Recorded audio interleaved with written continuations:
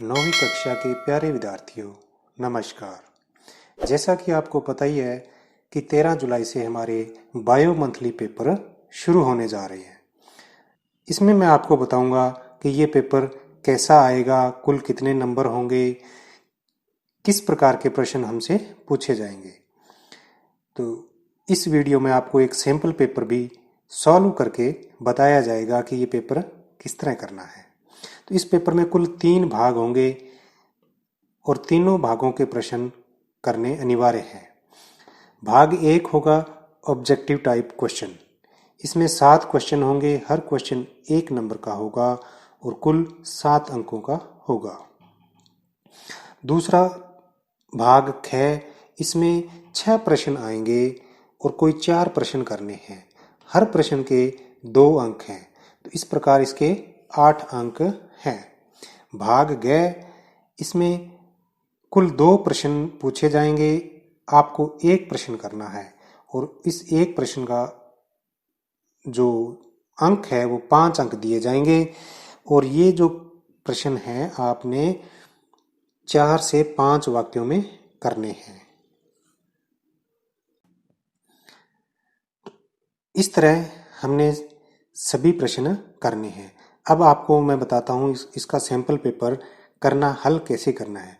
जो objective type प्रश्न आए हैं उनमें 4 ऑप्शन आपको दी हुई होगी, आपने सही ऑप्शन पर टिक मार्क करना है। एग्जाम्पल हम देख लेते हैं सैंपल पेपर में। जैसे पहला क्वेश्चन आता है, उच्चारण की दृष्टि से वर्णों के कितने भेद होते हैं। उच्चारण की दृष्टि से कितने भेद होते हैं? 3 होते हैं, ह्रस्व, दीर्घ और प्लुत। ख, पंजाबी भाषा की लिपि का नाम लिखें। 4 ऑप्शन दी गई है, आपने सही ऑप्शन पे टिक करना है। पंजाबी भाषा की लिपि गुरमुखी लिपि। निम्नलिखित में से कौन सी भाषा दाईं से बाईं ओर लिखी जाती है? दाईं से बाईं। उर्दू। ब्रज भाषा के शब्द कच्छू का खड़ी बोली में हिंदी में क्या रूप है? कोई, कुछ, कौन, क्यों। कुछ। निम्नलिखित वर्णों को जोड़कर कौन सा शब्द बनता है?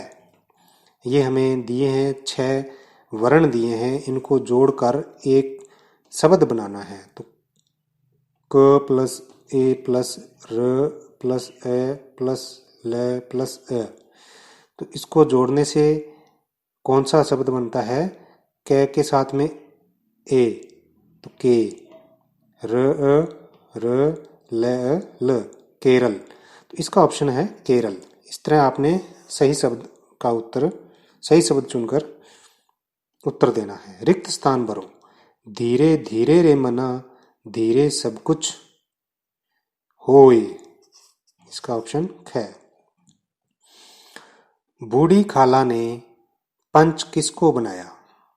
ये पंच परमेश्वर कहानी में से प्रश्न आया है। किसको? अलगू चौधरी को। भाग ख, इसमें 6 प्रश्न आए हैं, 4 प्रश्न हमने करने हैं। 4 प्रश्न पाठों में से आएंगे, 2 भाषा बोध में से आएंगे।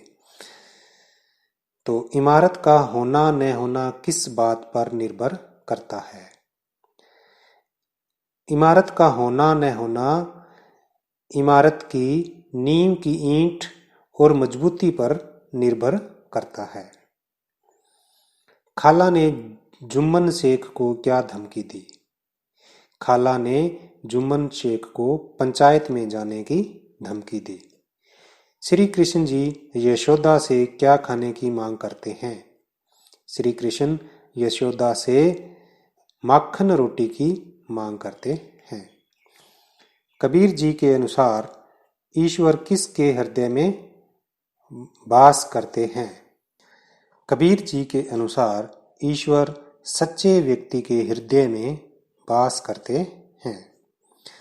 अब 2 भाषा बोध में से तत्सम शब्द बनाए, यानी कि आम जो है तद्भव शब्द है, इसका संस्कृत रूप या तत्सम रूप में बताना है। आम का आम्र और चांद का चंद्र। छठा प्रश्न है, वचन बदलें। ज्यादा बनाने हैं। पलक, पलकें, सड़क, सड़कें। भाग गए, इसमें 2 प्रश्नों में से हमने एक प्रश्न का उत्तर देना है 4-5 वाक्यों में। नीम की ईंट पाठ के आधार पर बताएं कि समाज की आधारशिला क्या होती है। तो उत्तर, शहादत और मौन मूक समाज की आधारशिला होती है। जिस शहादत को समाज में ख्याति तथा जिस बलिदान को अधिक प्रसिद्धि मिल जाती है, वह समाज की आधारशिला नहीं होती। वह तो केवल इमारत का कंगूरा अथवा मंदिर के कलश के समान हो सकती है। वह नीम की ईंट कभी नहीं हो सकती। वास्तव में समाज की आधारशिला वही लोग बनते हैं जो चुपचाप अपना बलिदान एवं त्याग कर देते हैं और जिन्हें कोई नहीं जानता। प्रश्न दूसरा, पंच परमेश्वर कहानी में जुम्मन ने क्या फैसला सुनाया। उत्तर, जुम्मन ने अलगू के पक्ष में फैसला सुनाते हुए कहा कि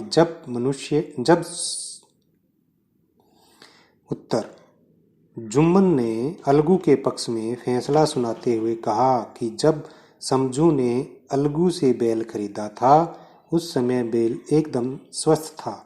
यदि उसी समय बैल के दाम दे दिए होते तो आज यह दिन न देखना पड़ता।